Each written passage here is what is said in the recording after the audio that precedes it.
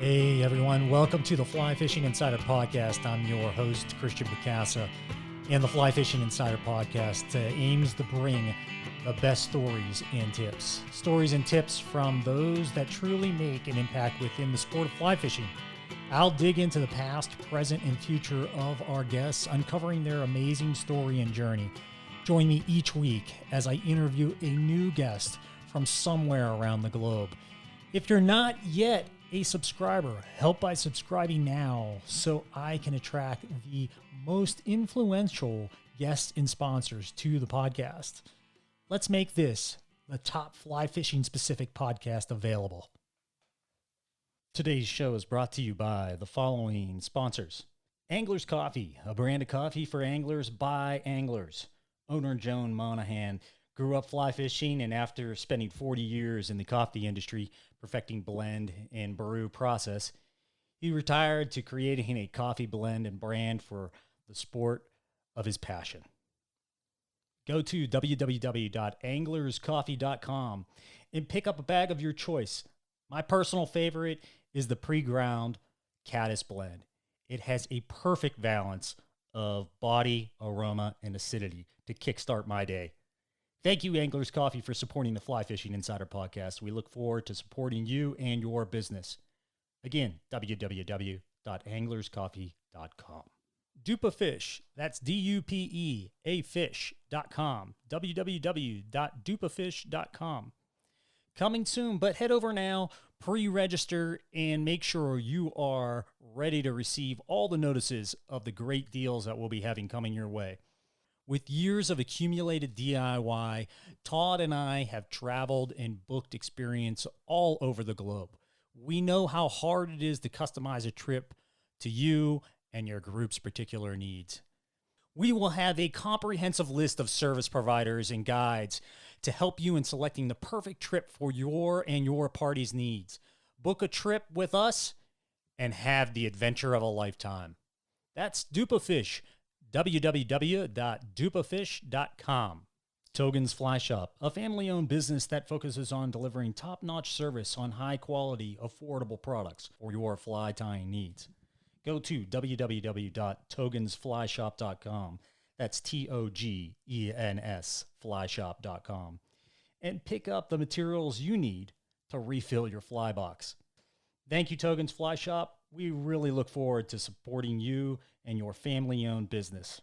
Again, www.togensflyshop.com.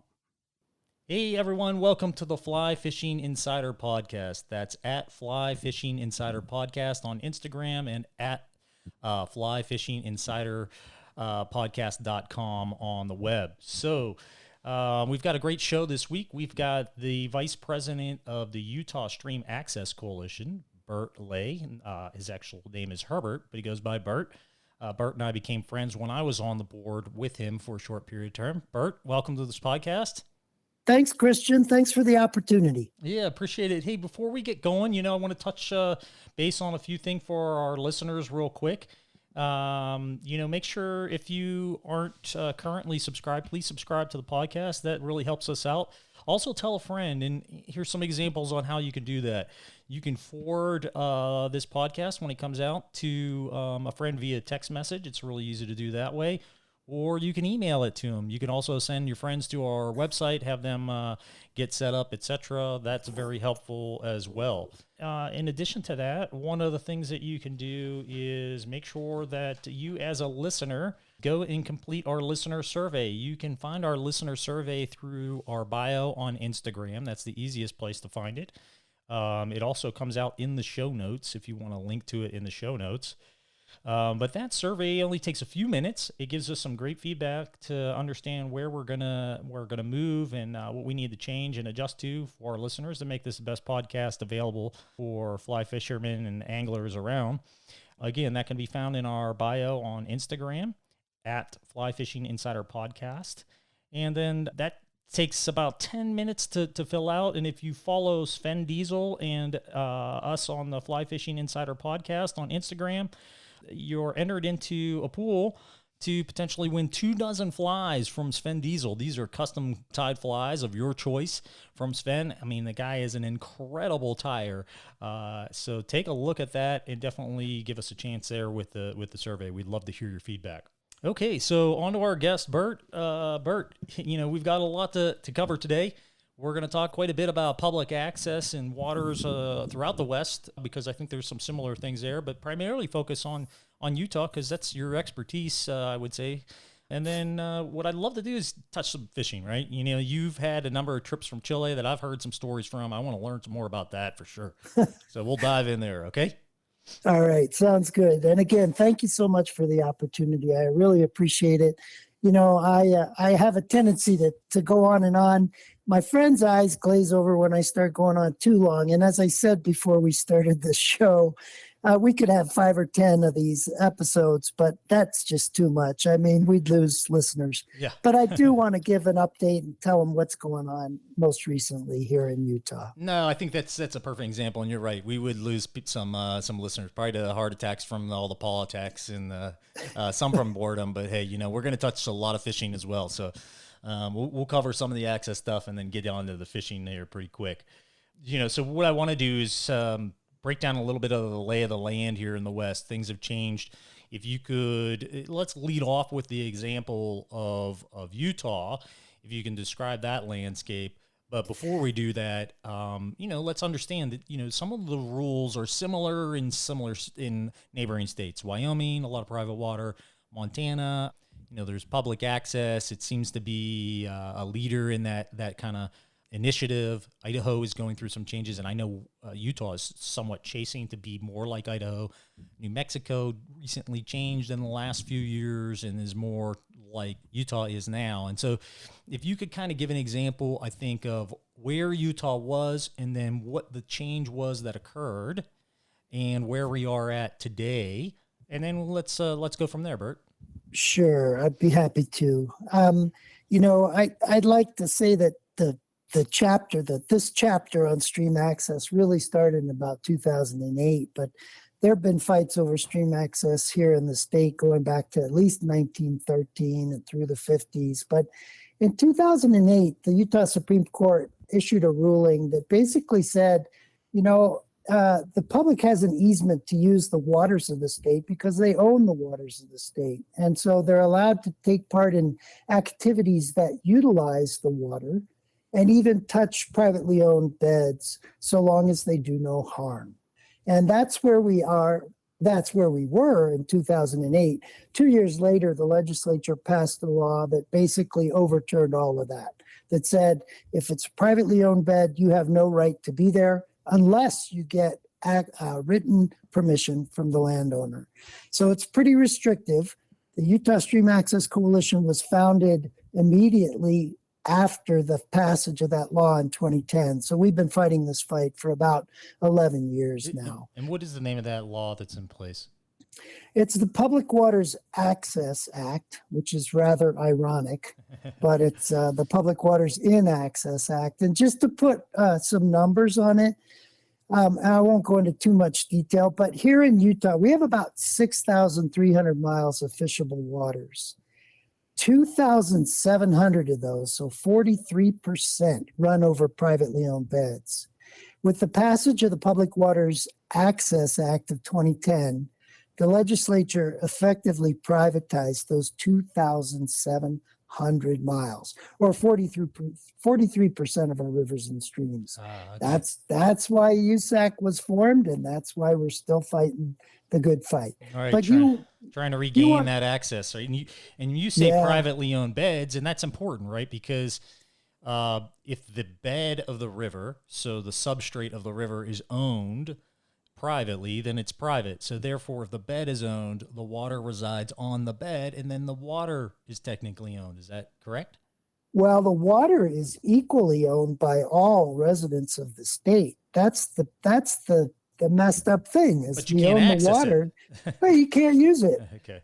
And moreover, the fish don't know where the property lines are, So, and when you stock in a public area, the fish swim to private areas. So there's generations of Utahns that have complained about this very problem, but it came to a head in 2010. So that's when USAC was formed. And you wanted to talk about the situation in other states too. And really what we're after with USAC is we would like to see a law perhaps similar to Idaho, which is a little bit different than many states, in that it gives a nod to the history of use of the waters of the state, plus modern day whitewater boating. Okay. So the law in Idaho says if a river or stream is big enough to float a 6-inch diameter log at ordinary high water, it should be open for public recreational use, or a boat or some sort of a kayak or any sort of conveyance. And so Idaho presents this really nice situation where they have confirmed or affirmed that the public has a right to use it so long as it's big enough to meet those tests. Okay. Montana's even better from an angler's perspective in that if it supports recreation of any kind, it should be open for public use. Okay. And so those two states are kind of the gold standards here in the West. And sadly, in 2010, Utah went the wrong direction when it came to public access. All right. And so we can access water through a public access point. Give us some examples of what real public access points are. I know there's a lot of confusion around that. There sure is. And I would always, anytime we get this question of where I can fish or where I can't fish, I like to direct people to the Utah Division of Wildlife Resources website. If you log onto their website and you just search stream access, you'll find the full situation explained in great detail there, including what's going on the upper Weber. And we can talk more about that in just a second. But the problem, and you're right. You can do the homework, right? Any state that you go to, and you really should. The difficulty is that most people show up in the state for a fishing trip. I've been here for years, or or whatever it is, and then they have a somewhat understanding of what it is, but they don't really know, and they just kind of dive right in, right? And that's where we get a lot of conflict and complaints, et cetera. So it behooves all of us to take a few minutes, make sure we understand the local regulations, and then kind of go from there. And what you're describing is, essentially what the Utah Department of Water describes as the working access plan for Utah, correct? Yeah, the Division of Wildlife. Okay, Division of Wildlife. Yeah, okay. Yeah. Yep, that's precisely right. Imagine being a tourist coming to Utah. You go across a ladder style on the Weber River. You think you're fine. You walk downstream a little ways, and you don't know it, but you've crossed a property line, and you get cited for trespass. Well, that's not a really nice way to welcome people to the state. Mm-hmm. So we're trying to solve this statewide, but we have had some success on particular rivers and streams. But back to the question of legitimate access point. And I'm gonna cut you off too, Bert, because right. It is important, right? You just mentioned you have somebody who comes in or a local, you walk down the river, and then you're on private water. Let's take the perspective of the private water owner or the private landowner. They came in going, hey, look, I'm going to buy this cabin on the water, and I own the water. And I specifically bought it, and I invested into this property because I wanted private access. I wanted my own section of water, and now that potential laws is positioned to be changed. And that's important to recognize that some of these people with private water, they didn't sign up for the questions around it or the change around it. They wanted that private access. Farmers, for example, wanted private water access so they could run their cattle and the cattle cannot be disturbed. So there's a lot of perspectives to keep in mind. That's why this becomes so complex, I think, so rapidly. Plus, there's got to be money involved somewhere, right? It's politics. So. Right. Yeah. There's one thing that you said, though. So while the water is in the stream, we actually all own it equally. Mm-hmm. And so the water is publicly owned while it's in its natural channel. And so the Supreme Court of Utah says, since the public owns it, what's the point of owning it without a right to use it, so long as you do no harm?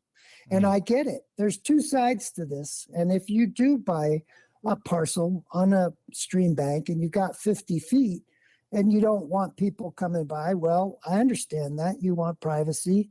But guess what? What if your neighbor upstream of you or downstream of you said, I don't want you fishing on my bed? And then he calls the sheriff on you because you're wandering up through his stream bed to fish the good fishing hole up above. So, the landowner that likes to fish suffers as well when the law is restrictive or certainly not clear.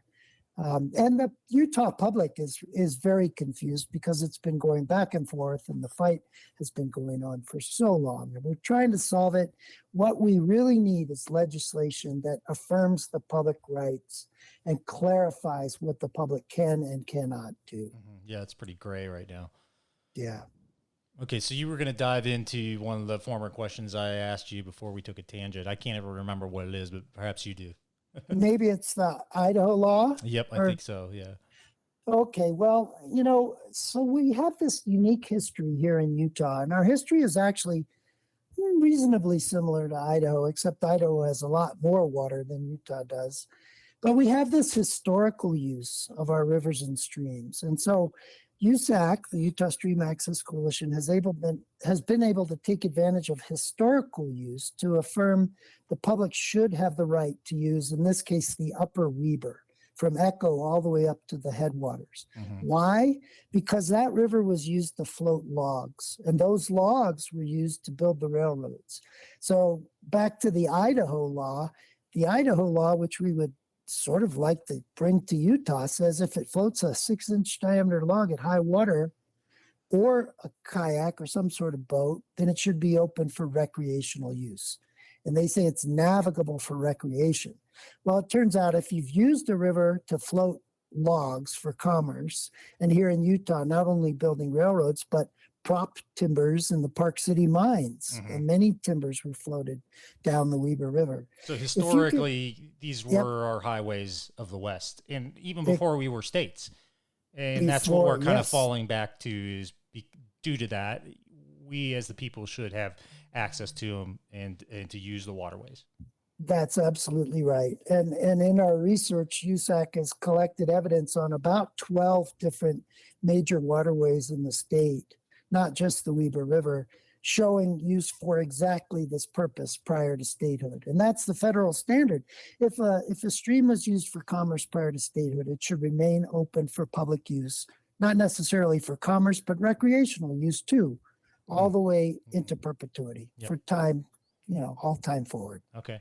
And we talked about public access points, some examples of public access points.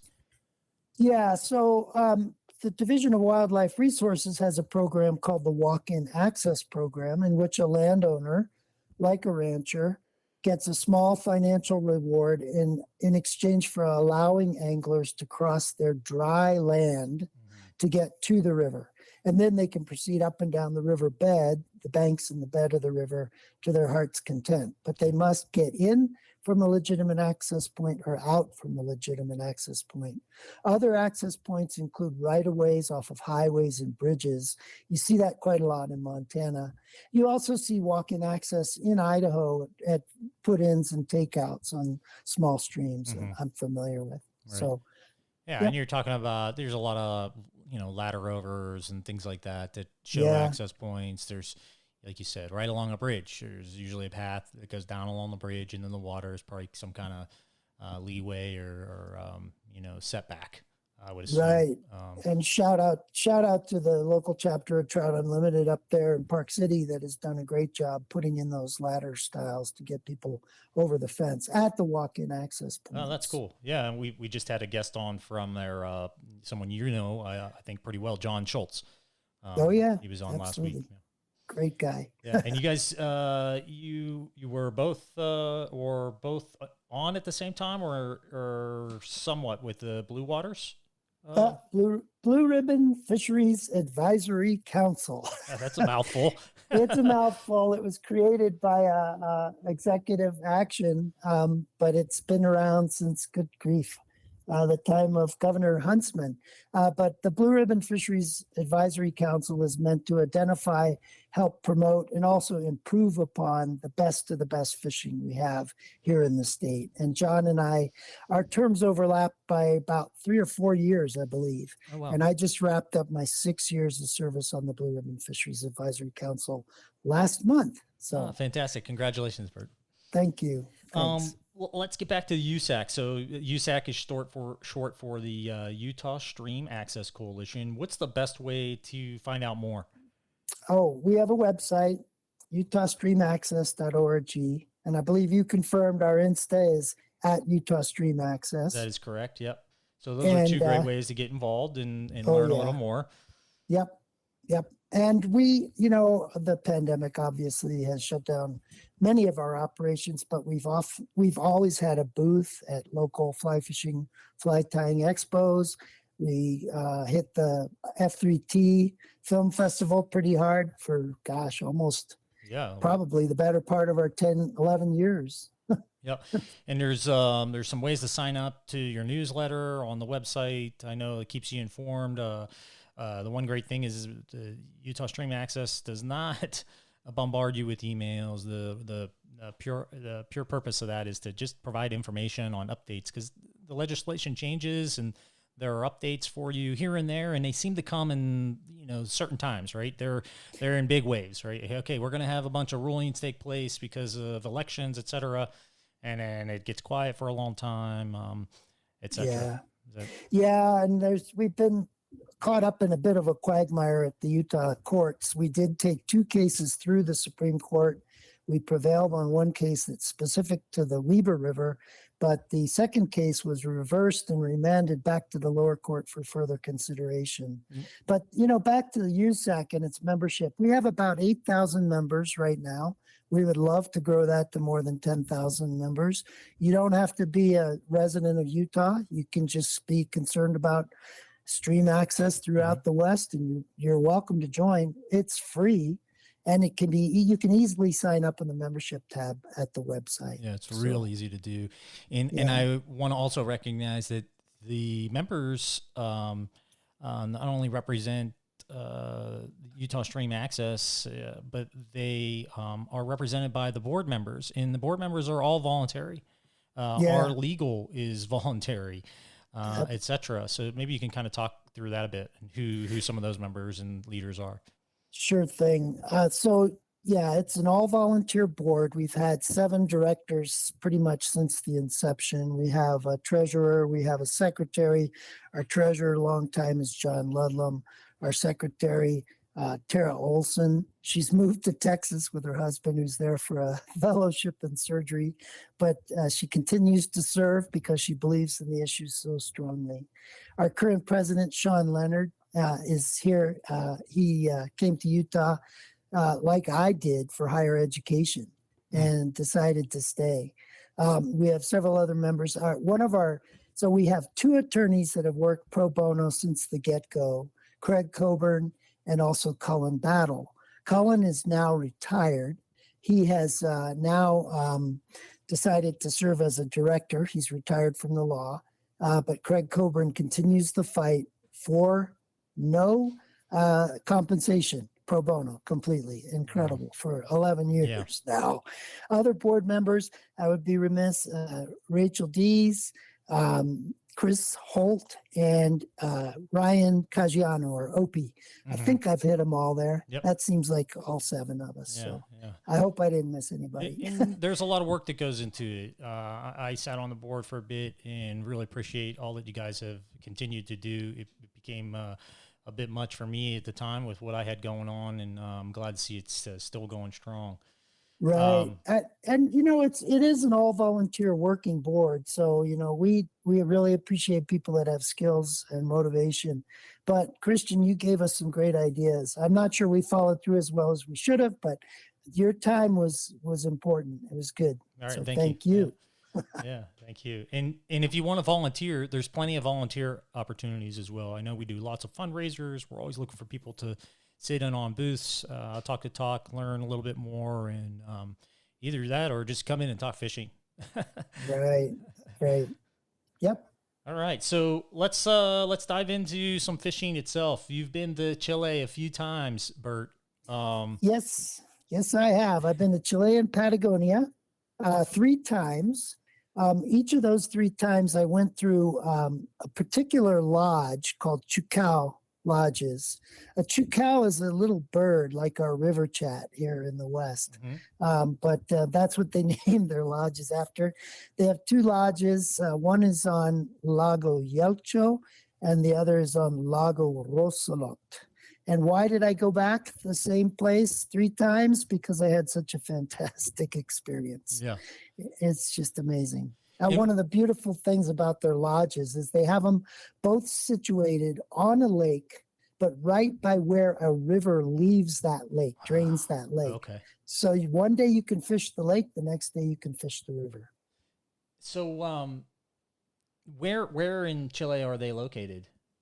Way south. So Okay, Chilean, the southern tip. yeah, like probably the southern quarter of Chile is Chile and Patagonia. So you've got Chile on the west side and you've got Argentina on the east side. Argentina is a bit drier.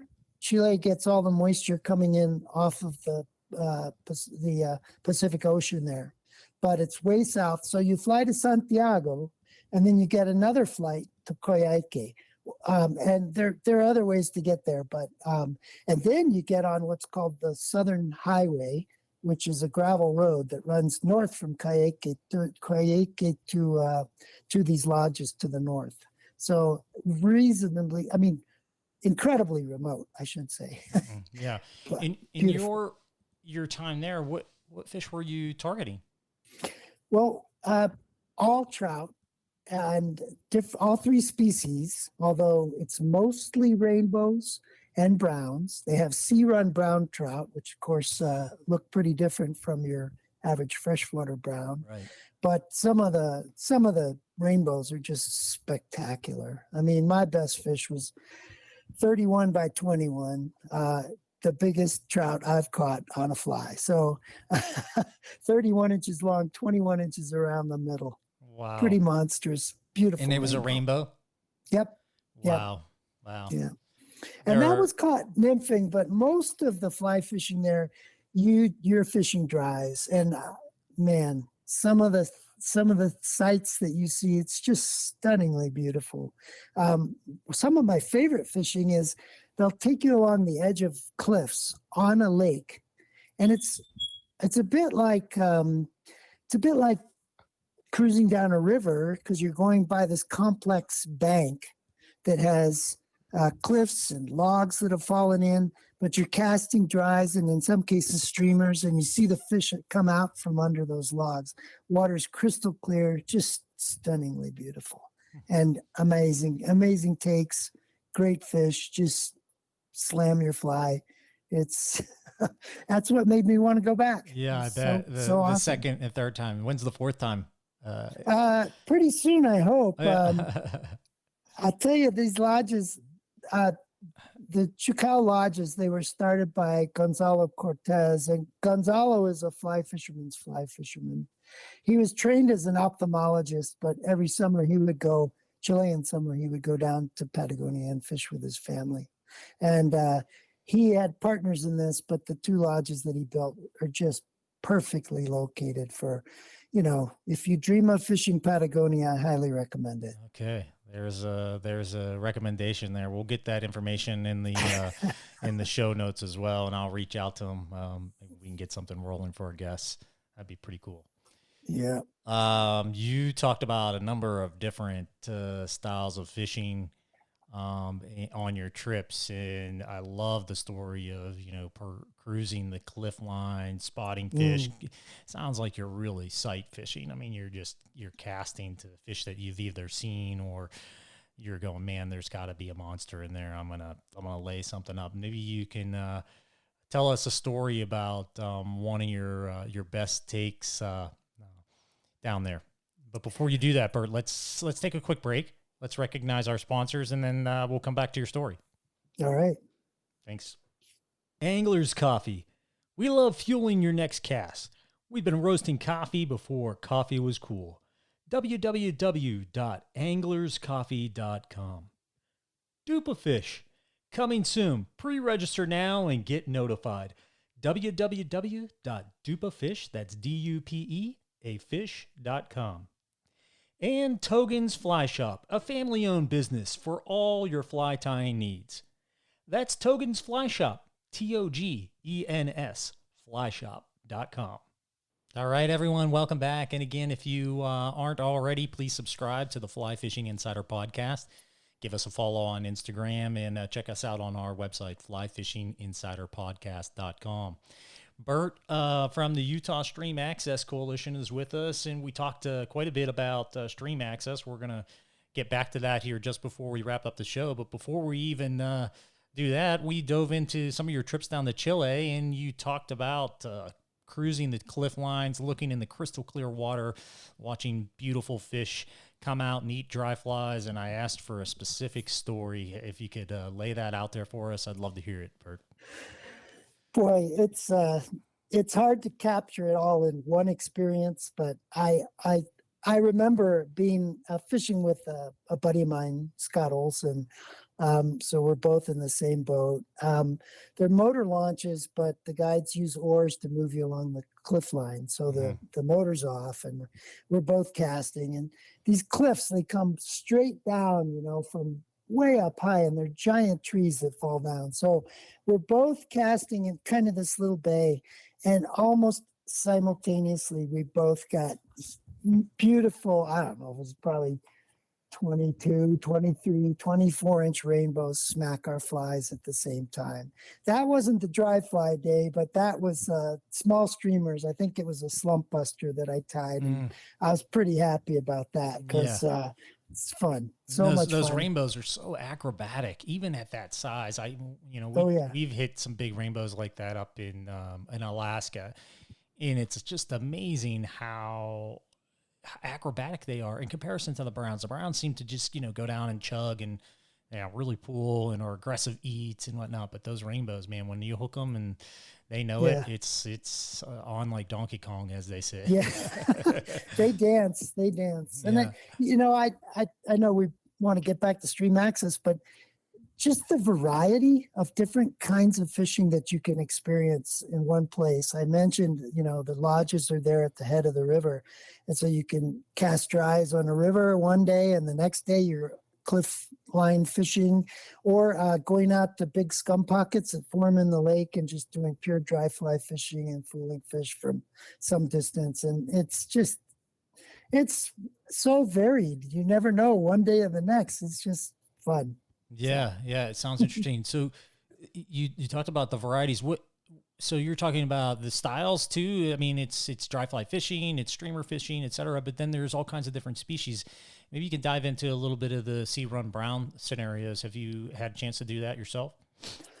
Yeah, they're not as big as your, Rio Grande type sea run browns, because they're coming up through a series of small connecting rivers that connect to these lakes. And so it really depends on how long they've been back in the lake.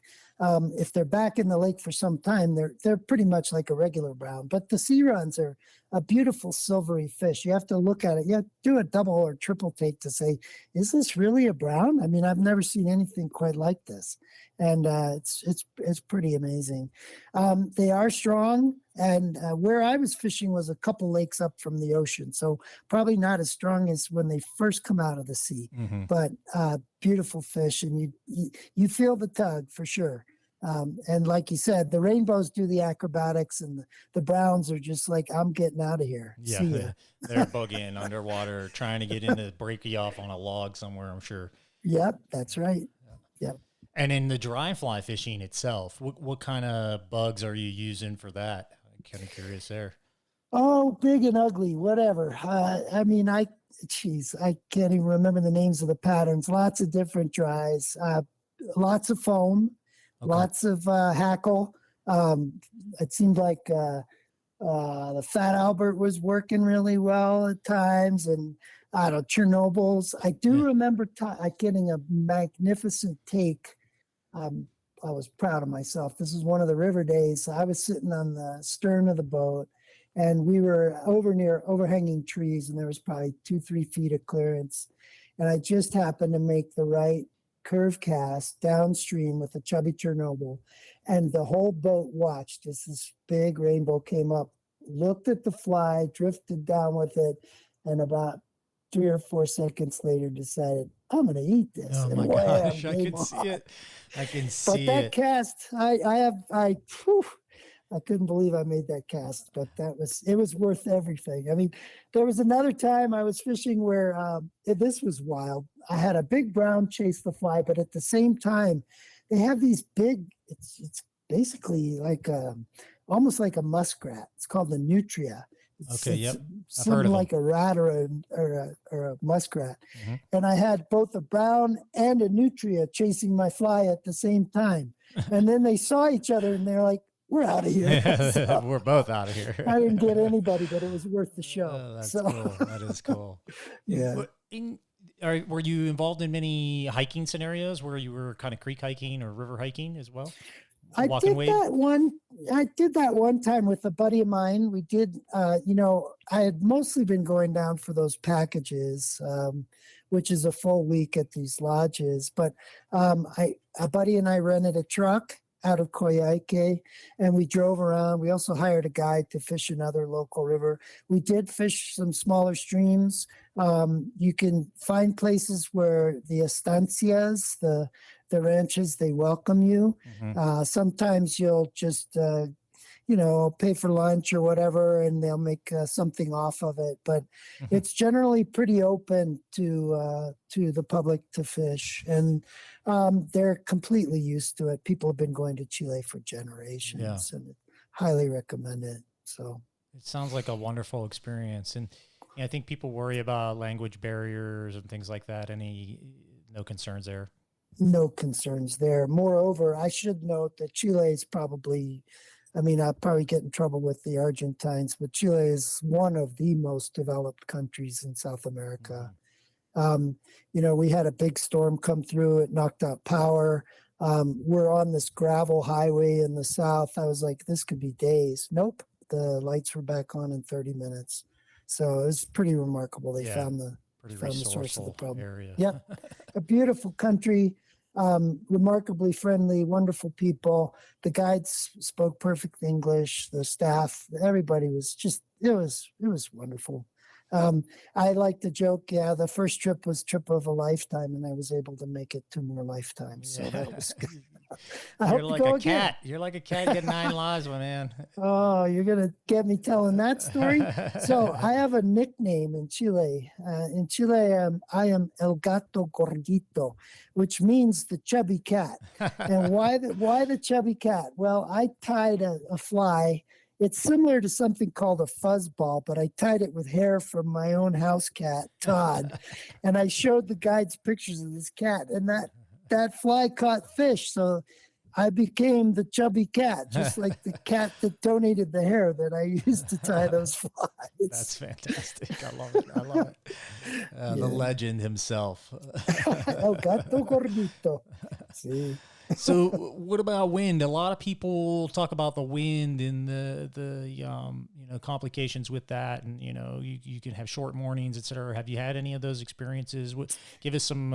Can you describe the landscape and maybe your early morning and evening and how it goes? Sure. So I think really it's the rain that's more of an issue, and I've had quite a varying different time each of the trips. But I think the peak season is January, which is equivalent to our July when it's relatively dry. The wind can be an issue, but as I mentioned, they have these incredible, I guess for lack of a better word, they're fjords, and you've got vertical cliffs rising on at least one side of each of these lakes. And so you can get up against those and get out of the wind. And the guides know what's going on, and they'll adjust accordingly. I have never had seriously bad problems with wind, but there have been a couple of trips when I got a little bit soggy, but that makes when the sun comes out even more rewarding. Yeah, so, it's pretty spectacular, I'm sure.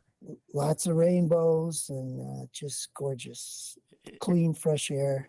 If you had a place in the States that you could kind of relate the landscape to, I know you've traveled quite a bit. Is there a place that you could somewhat relate the landscape to? Wow, not really. Yeah. It's just so unique. I Even mean, I better. guess, go ahead. Even Go ahead. better.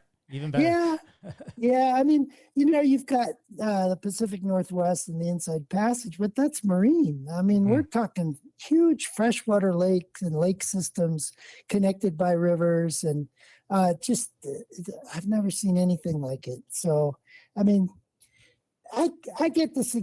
I get the idea. I'm like, oh, this is similar to Chile, but not quite. So, Well, that's a reason to go in itself, right? Sure is. Just go for the uniqueness of Chile itself, and really enjoy it. The food, the wine, the beers, all spectacular. Really, really I good. bet you've made tons of great friends while you're down there. I love seeing them, hearing from them. And with all social media and whatnot, you can stay in touch these days, so that gets easier, et cetera. That's pretty cool. Yeah. What kind of rods are you fishing? Are you fishing the 5-weight primarily? Generally speaking, I think a 6 or 7 would better serve you. You need distance. You're often moving big fuzzy things through the air. The streamers don't have to be particularly big. As I mentioned, I was fishing a slump buster. I can't remember what size hook that was. No bigger than a 10, I don't think. But it definitely, you want the ability to move line. I remember one of the guides said, well, he doesn't quite have the distance, but he has the accuracy. So, Yeah. But I think you're fishing a 6-weight is really good. And I didn't know if you wanted me to go into the specifics. Do you want me to talk about that now? Yeah, we can talk about some of the specifics there for sure. If you could break it down, that'd be great. The rod I was doing really well on was a Sage C-axis. It was a 9-foot 4-piece 6-weight. There's a story behind that rod. I won it at a raffle. It's a $20 Z-axis, so don't tell anybody. That's a nice one. That's a nice $20 well spent. Yeah. And I set it up. I think I might have had an Orvis. I don't even remember which reel that was, and I do like scientific angler's line. So pretty sure it was an SA, and it was it's probably a floating line. Yeah. Okay. Yeah. Floating, a forward taper, just to push my distance. Okay. I'm not the strongest caster in the world, so I take advantage of every little. Yeah. Well, lines make a big difference. I think of all the things that have changed in the past probably 10 years, lines have had more change and created more opportunity in casting than anything else, in my opinion. The water's so clear, you do need that extra distance in some cases. That was what I was going to ask next is the distance because of the clarity? Is it because you have to be offset so far on the boat because of cliffs and trees, or what is it?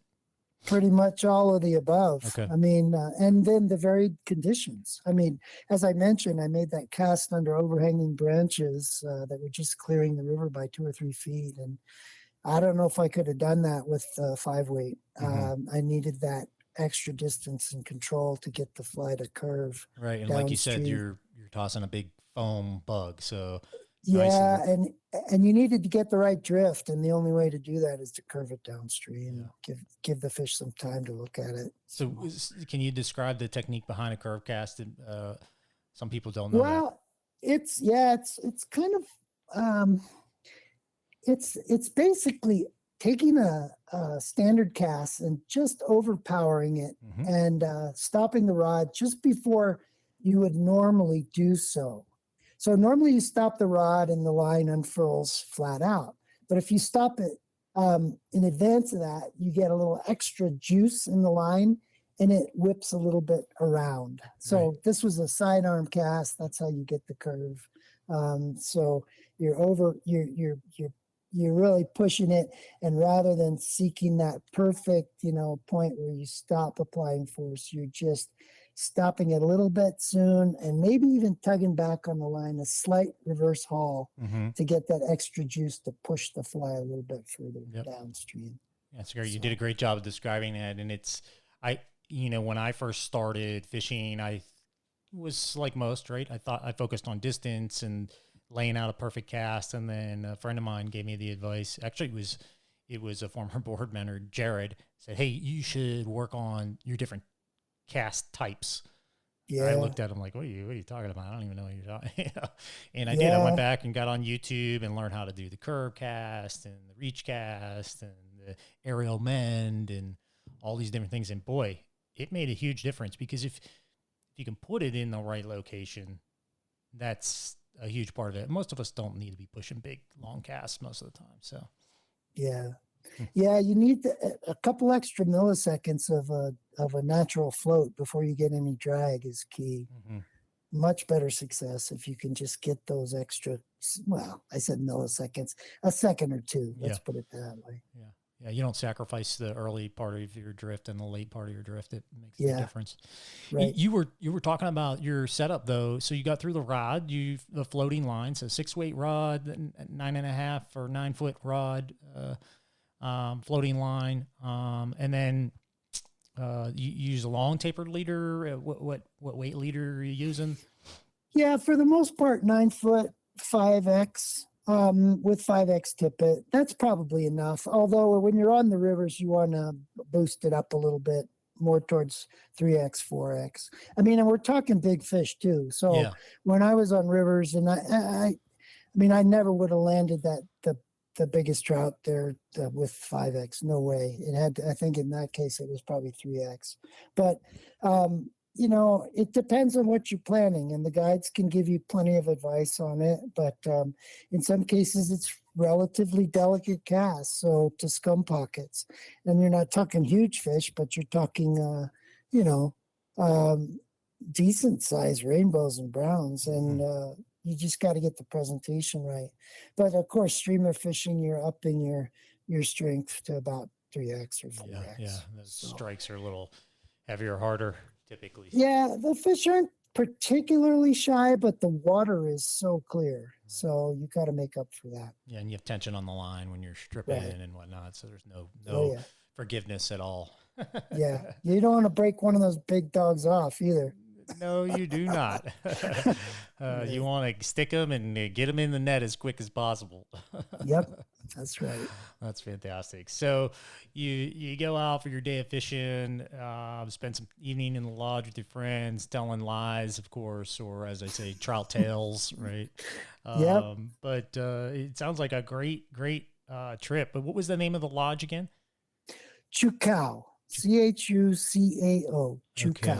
We'll add that into the show notes for sure, so we can get some people interested in going there. I'm sure. Sounds amazing. I went back because I went back to the same lodges. I had the same guides in a couple of years, and I actually I had brought along materials. I was afraid I might not get through customs with them, but they let me through. But I brought along materials for them to tie the simple slump buster fly, which has been really fantastic for that streamer fishing I was talking about. Yeah, and I'll throw that out there too. That's a great point, Bert. You know, when you travel to these places, these remote countries, even some of them aren't all that remote. I mean, I go down to Belize a lot, for example. Gosh, if you can bring sometimes extra fishing shirts or extra line types, a lot of the different lines that they have an extremely hard time getting, high quality materials, fly tying materials, things like that. You know, throw a couple extras in your bag. You know, maybe plan on using them on your trip, but whatever you have left over, if it's not a big expense, those guides love that stuff, man. And that can really make or break a season for some of those guys. So, you know, if you have the means to do that, by all, you know, I would highly recommend doing that. It's great. And they'll be happy to see you next year or the year after. Yeah. Well, the trick is you start out of the early part of the trip and you go, hey, you know, would you like to have this stuff when I leave? All right. And then they know it's coming, and you get a little extra treatment, maybe an extra hour on the twilight hour at the end of the day, right? Yeah. Yep. All right, Bert. So loved hearing about Chile. We're going to talk about some other things here too, but before we do that, Real quick, we talked about stream access, and one of the things we didn't really cover on that is, hey, what can you do? How can I have an effect on the stream access situation? What are some of the things that I could do? Well, if you live in Utah, you absolutely, the first thing I tell people is get in touch with your state representative and your state senator. And you don't have to fully understand the history of the fight. You just have to make a impassioned plea to your representative saying why you think the public deserves access. And Either how do you find out who those people are? Oh, well, And how do you get access to them? Yeah, in Utah, it's really easy. There's a website for the legislature. I think it's le.utah.gov for legislature, Utah Gov. And you put in, you can search for your representative there. You put in your address and your rep and your senator pops right up with their contact information. Now, state representative and state senators, they serve you. You elected them after all. Well, I don't know if you elected them, but they are meant to serve you because they represent your interests. And so if you have a feeling, a strong, passionate feeling about stream access, let them know. They have to listen to you. And that, as I mentioned, the real solution to this is going to come through legislation that affirms the public's rights and also protects the landowner in situations where there could be abuse, either through, litter or vandalism or something of that sort. Yep. So, when you talk to your legislature, tell them how much it means to you. Tell them how much it means to know that your kids or your grandkids can go fishing where you used to fish, or where you can that you can go fishing when you in the same places where your granddad used to go or used to take you. And if you're from outside the state, absolutely, I would say let the Board of Tourism know. Things in Utah are very confusing. It seems like you guys need a better stream access law to make it clear so that I'm not in danger of getting a trespass citation if I come to the state and I'm not sure where the property boundaries are. Fantastic. That's a great segue into how to find those people. And it's as simple as writing an email, right? You can handwrite a letter. People write letters all the time, mail them in. You write an email. Well, if you live in the state, I'd encourage you to just call their cell phone numbers. They're there. I did set up a meeting with my representative. I met with him a couple of weeks ago. There are a few of us from the Stream Access Coalition because 2 out of 3 of us were constituents in his district. Doug Owens from House District 36. He's a busy guy, but he made time for meeting with us over lunch to hear what we had to say about stream access. And he had lots of good ideas regarding why doesn't USAC do a better job making a point about the economic impacts of the fisheries here in Utah. I mean, we are promoting tourism. We're promoting Utah as a state with unparalleled access to recreational opportunities, which may be true for hiking and mountain biking and skiing, but we are well beyond paralleled when it comes to stream access. Yeah. I mean, the unparalleled states are, as we talked about, Idaho and Montana. It would be nice if we moved closer to that. And then that would better serve all of the newcomers to the state, as well as multi-generational Utahns that really want to see our heritage preserved here. So. And we have fantastic fisheries here in Utah. It's often overlooked in the western states as a fishery state, in my opinion. But there are some fantastic fisheries. And like you said, I think there's a lot of opportunity in Utah for that kind of, crossover sport, right? You may come here for mountain biking, but the ability to go fly fish in the same location or ski and then fly fish the same day, et cetera, is a real true opportunity here as well. So that's pretty unique. Montana, you go ski and fish in the same day, it can be pretty difficult. The weather can be pretty tempered up there, whereas in Utah, man, you can have great powder skiing in the same day as you have a really nice, sunny, warm, comfortable day to fish in the winter with a tremendous dry fly hatch. Yeah, that's absolutely true. I mean, some of our best snow is late season, right? Yeah, March, April. yeah, And the blue wings are coming off by then, and it can be just fantastic. yeah. Water looks like it's boiling. It's going off so Yep. much, man. Well, Yep. here's what I'd like to do, Bert. I'd like to talk a little bit about Utah fishing. If you could talk maybe about one of the local rivers that you like to fish and what kind of fish you like to target, and then we'll kind of wrap up the show here.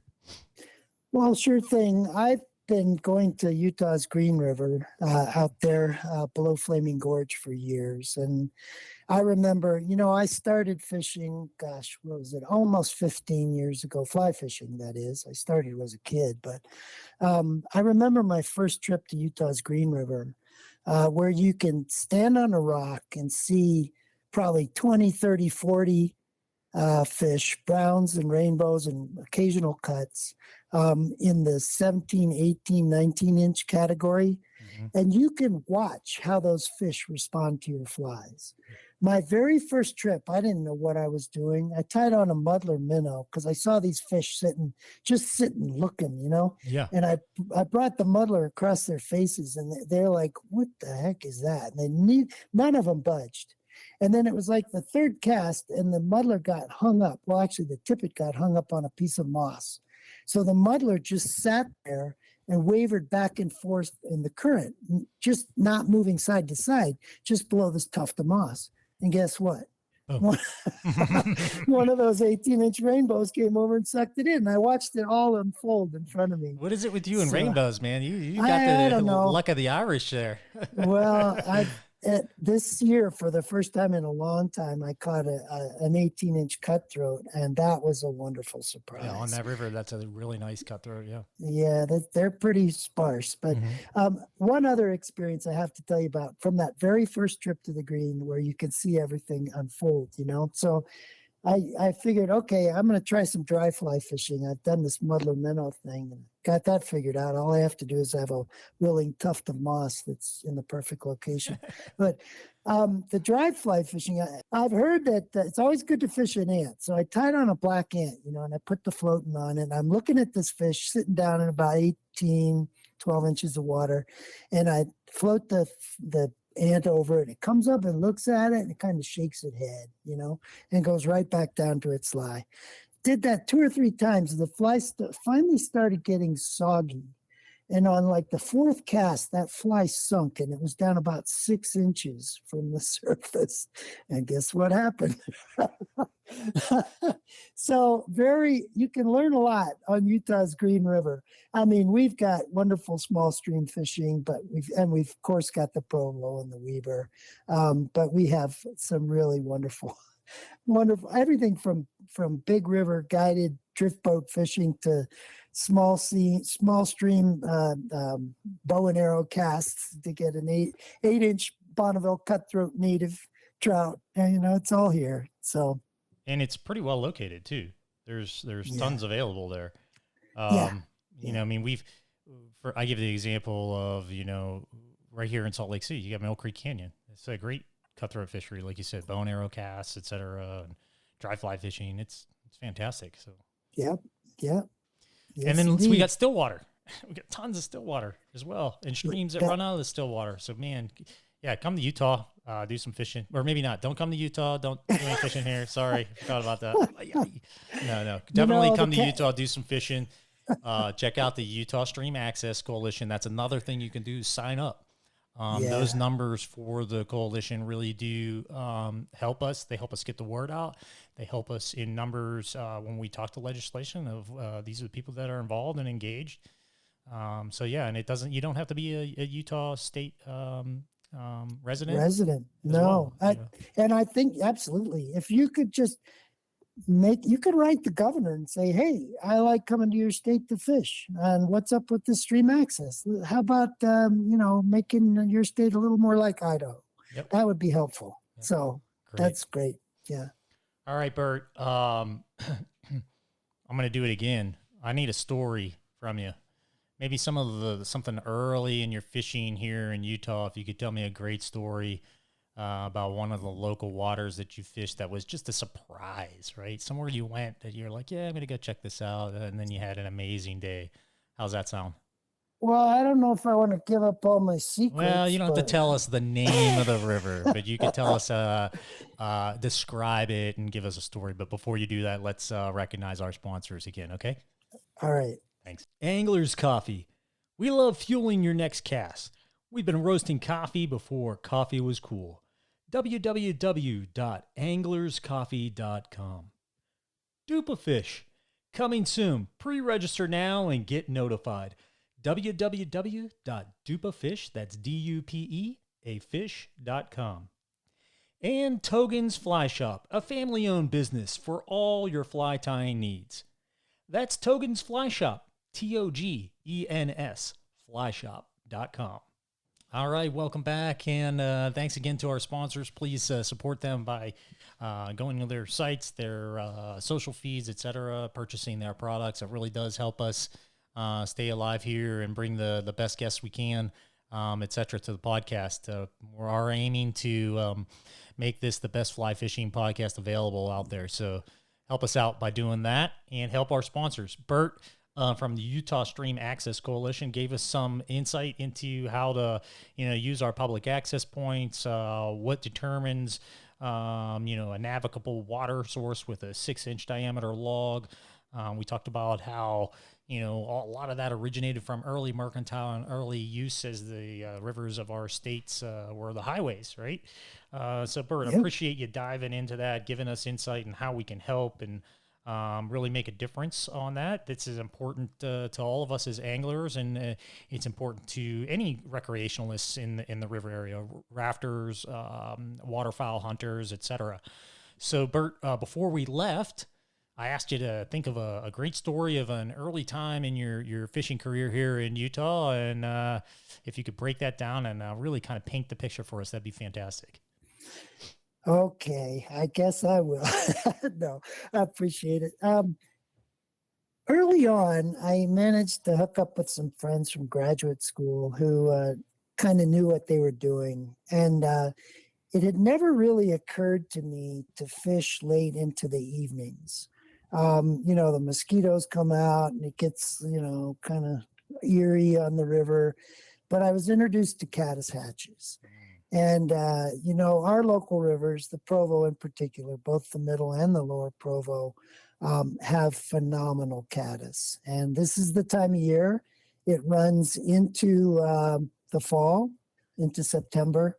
And if you stay out late, you get yourself a headlamp, preferably one with a red light so that you don't mess up your night vision. But you rig your rods before the sun goes down. You find yourself a nice pool below a riffle, and you just wait. Maybe have a dinner, sit back, relax, and start looking for the noses to start coming up. And I learned pretty early on that a lot of bigger fish come out at dusk. So there's been a pool that I've fished for many years on the middle Provo, below the Cottonwood Bridge. I've watched the pool change over the years, but I caught a 23-inch brown on a caddis at dusk and had to turn on my headlamp to detach the thing. Nobody else is on the river that time of night. It was just me and that fish. And of course, I left my camera back at the truck, but it was just magical. You got that memory, man. That's all that matters. Yeah, it was phenomenal. It was just beautiful. And there's something about being out there that time of night. The bugs are crawling all over you. The hatches are so thick, it's just caddis. Nobody's biting. It's, but the fish are feeding. You see a pool that you fished maybe hundreds of times with maybe a few rises now and then. Caddis hatch comes on. You're like, where did they all come from? Yeah. Wow. It's a spectacular sight. I have to admit, you nailed it, man. You painted the picture beautifully. It's amazing. I'll tell you, Bert, let's get out and go do some fishing. I have some nighttime caddis flies that I want to show you. For those on the podcast, I tie a caddis fly that has a glow-in-the-dark tag on it. It makes the evening and night fishing absolutely amazing because you can see your fly. So, Bert, we're going to make a point to get out in the next, I would say, week or two, because it's happening right now. How's that sound? That sounds great. I look forward to seeing this fly light them up too. You got it, my man. Let's go get some nice browns on the river. And again, appreciate you coming out onto the podcast. Yeah, really giving us a lot of information around stream access, not only for Utah, but for other states, both in the West and across the country, and what you can do about it. It's a tremendous help, Bert. I really appreciate your volunteer work, as well as the rest of the group there down at the Utah Stream Access Coalition. Again, you can sign up with the Utah Stream Access Coalition by either getting to them on their Instagram page at Utah Stream Access, or through the website at utahstreamaccess.org. Bert, so good to have you on the podcast. Appreciate all your amazing stories. I can't wait to get down to Chile, and also cannot wait to get on the water with you in the local area here with some glow-in-the-dark caddis, my friend. Thank you. Thank you so much, Christian. This has been wonderful. All right. Thanks, everyone. That wraps it up for us. Y'all have a great week, and we'll see you next week. Goodbye.